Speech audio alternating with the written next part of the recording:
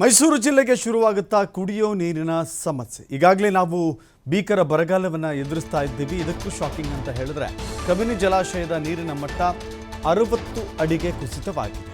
HDಕೋಟೆ ತಾಲೂಕಿನ ಬೀಚನಹಳ್ಳಿಯಲ್ಲಿರುವಂಥ ಕಬಿನಿ ಜಲಾಶಯ ಇದು. ಆದಷ್ಟು ಬೇಗ ಮಳೆಯಾಗದಿದ್ದರೆ ಬಹಳ ದೊಡ್ಡ ಸಮಸ್ಯೆಯನ್ನು ಈ ಬೇಸಿಗೆಯಲ್ಲಿ ನಾವು ಎದುರಿಸಬೇಕಾಗತ್ತೆ ಅಂತ ಮೈಸೂರಿನ ಜನ ಈಗಲೇ ಚಿಂತಾಕ್ರಾಂತರಾಗಿದ್ದಾರೆ.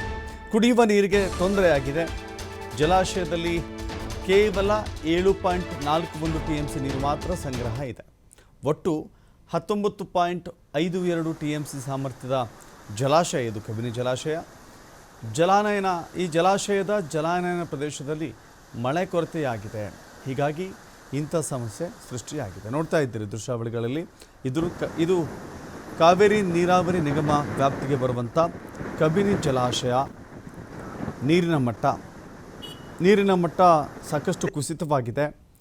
ಈಗಿರುವ ನೀರಿನ ಲಭ್ಯತೆಯ ಪ್ರಮಾಣವನ್ನು ನೋಡ್ತಾ ಇದ್ದರೆ ಮುಂದಿನ ದಿನಗಳಲ್ಲಿ ಕುಡಿಯೋ ನೀರಿಗೆ ಬಹಳ ದೊಡ್ಡ ಸಮಸ್ಯೆ ಎದುರಿಸಬೇಕಾಗುತ್ತೆ. ಇಡೀ ಮೈಸೂರು ನಗರ ಕಬಿನಿ ಜಲಾಶಯವನ್ನೇ ಆಶ್ರಯಿಸಿದೆ, ನೆಚ್ಕೊಂಡಿದೆ. ಕಬಿನಿ ಜಲಾಶಯದಲ್ಲಿ ಉತ್ತಮವಾಗಿ ನೀರಿದ್ದರೆ ಮೈಸೂರಿನಲ್ಲಿ ಯಥೇಚ್ಛವಾಗಿ ಕುಡಿಲಿಕ್ಕೆ ಬಳಸಲಿಕ್ಕೆ ನೀರು ಸಿಗುತ್ತೆ. ಕಬಿನಿ ಜಲಾಶಯದಲ್ಲಿ ನೀರು ಕಡಿಮೆ ಆದರೆ ಇಡೀ ಮೈಸೂರಿನ ಜನ ನೀರಿಗೆ ಹಾಹಾಕಾರ ಪಡುವಂಥ ಸ್ಥಿತಿ ಎದುರಾಗುತ್ತೆ. ಹೀಗಾಗಿ ದೃಶ್ಯಾವಳಿಗಳಲ್ಲೂ ಕೂಡ ನೋಡ್ತಾ ಇದ್ದೀವಿ ನೀರಿನ ಮಟ್ಟ ಯಾವ ರೀತಿ ಕುಸಿತ ಕಂಡಿದೆ ಅನ್ನೋದನ್ನು ಕೂಡ. ಕಬಿನಿ ಜಲಾಶಯ ಇಡೀ ರಾಜ್ಯದಲ್ಲಿ ಮೊದಲು ಭರ್ತಿಯಾಗುವಂಥ ಮಳೆ ಬಂದರೆ, ಹೆಚ್ಚಿನ ಪ್ರಮಾಣದಲ್ಲಿ ಮಳೆ ಬಂದರೆ ಮೊದಲು ಭರ್ತಿಯಾಗುವಂಥ ಜಲಾಶಯ ಅಂದರೆ ಕಬಿನಿ ಜಲಾಶಯ. ಆದರೆ ಈ ಜಲಾಶಯವೇ ಇದೀಗ ಖಾಲಿಯಾಗುವ ಹಂತಕ್ಕೆ ತಲುಪಿರೋದ್ರಿಂದ ಮೈಸೂರಿನ ಜನ ಒಂದು ರೀತಿ ಆತಂಕಕ್ಕೆ ಸಿಲುಕಿದ್ದಾರೆ. ಈಗ ನಾವು ಏಪ್ರಿಲ್ ತಿಂಗಳ ಕೊನೆಯಲ್ಲಿದ್ದೀವಿ. ಮೇ ತಿಂಗಳು ಇಡೀ ತಿಂಗಳು ಬೇಸಿಗೆ ಇರುತ್ತೆ. ಆ ಕಾಲದಲ್ಲಿ ನೀರಿಗೆ ಹೇಗಪ್ಪ ಅನ್ನೋ ಚಿಂತೆ ಶುರುವಾಗಿದೆ. ಮತ್ತಷ್ಟು ಮಾಹಿತಿ ನಮ್ಮ ಪ್ರತಿನಿಧಿ ಪುನೀತ್ ನೀಡ್ತಾರೆ. ಪುನೀತ್, ಈಗಲೇ ಹಿಂಗೆ ಇನ್ನೂ ಒಂದು ತಿಂಗಳು ಮೇ ತಿಂಗಳು ಕಳಿಬೇಕಲ್ಲಪ್ಪ, ಅದಕ್ಕೆ ಯಾವ ರೀತಿ ಯೋಚನೆ ಅನ್ನೋದು ಶುರುವಾಗ್ಬಿಟ್ಟಿದೆಯಾ ಅಂತ ಹೇಳಿ. ಎಲ್ಲೋ ಒಂದು ಕಡೆ ಈಗ ಮಳೆ ಕಾಣಿಸ್ಕೊಂಡ್ರೆ ಎಲ್ಲೋ ಒಂದು ಕಡೆ ನಮ್ಮ ರಾಜ್ಯದಲ್ಲಿರುವಂಥ ಭೀಕರ ಬರ, ಕುಡಿಯುವ ನೀರಿನ ಸಮಸ್ಯೆ ನೀಗುತ್ತೇನೋ ಅಂತ ಒಂದು ಆಶಾದಾಯಕ ಇಟ್ಕೊಂಡಿದ್ವಿ. ಆದರೆ ಈಗ ನೋಡ್ತಾ ಇದ್ದರೆ ನಿಜಕ್ಕೂ ಕೂಡ ಆಘಾತಕಾರಿ ಸುದ್ದಿ ಇದು.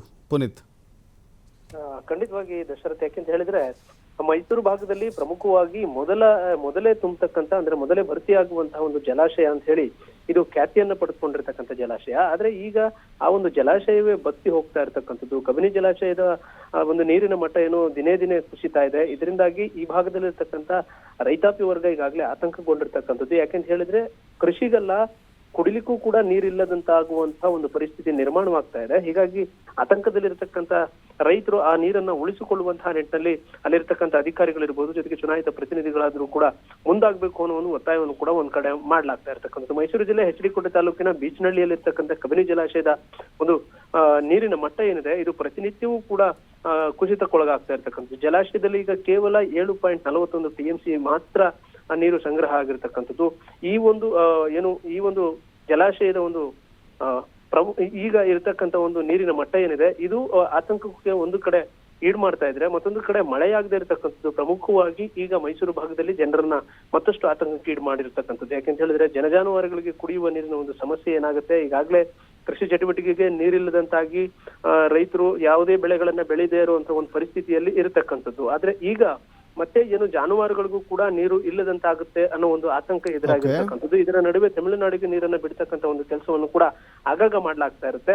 ಹೀಗಾಗಿ ಇರುವಂತಹ ನೀರನ್ನ ಉಳಿಸಿಕೊಳ್ಳುವಂತಹ ಕೆಲಸ ಆಗ್ಬೇಕು. ಜೊತೆಗೆ ನಾಲೆಗಳಿಗೆ ಕುಡಿಲಿಕ್ಕೆ ನೀರಿನ ಅವಶ್ಯಕತೆ ಏನಿರುತ್ತೆ ಆ ಭಾಗಗಳಿಗೆ ನೀರನ್ನ ಕೊಡ್ತಕ್ಕಂಥ ಕೆಲಸವನ್ನ ಮಾಡ್ಬೇಕು ಅಂತ ಹೇಳಿ ಮತ್ತೊಂದು ಕಡೆ ಒತ್ತಾಯವನ್ನ ಮಾಡ್ತಾ ಇದ್ದಾರೆ. ಜೊತೆಗೆ ನಂಜನಗೂಡು ಭಾಗದಲ್ಲಿ ಇರತಕ್ಕಂತ ಈಗಾಗಲೇ ಬರಪೀಡಿತ ಪ್ರದೇಶಗಳು ಅಂತ ಏನ್ ಗುರುತಿಸಲಾಗಿದೆ ಆ ಭಾಗಗಳಲ್ಲಂತೂ ಕುಡಿಯುವ ನೀರಿನ ಸಮಸ್ಯೆ ಯಥೇಚ್ಛವಾಗಿರ್ತಕ್ಕಂಥ ಒಂದು ಹಿನ್ನೆಲೆಯಲ್ಲಿ ಈಗ ರೈತರು ಮತ್ತಷ್ಟು ಆತಂಕಕ್ಕೊಳಗಾಗಿರ್ತಕ್ಕಂಥದ್ದು. ದಶರಥ್, ಥ್ಯಾಂಕ್ ಯು ಪುನೀತ್ ನಿಮ್ಮೆಲ್ಲ ಮಾಹಿತಿಗೆ.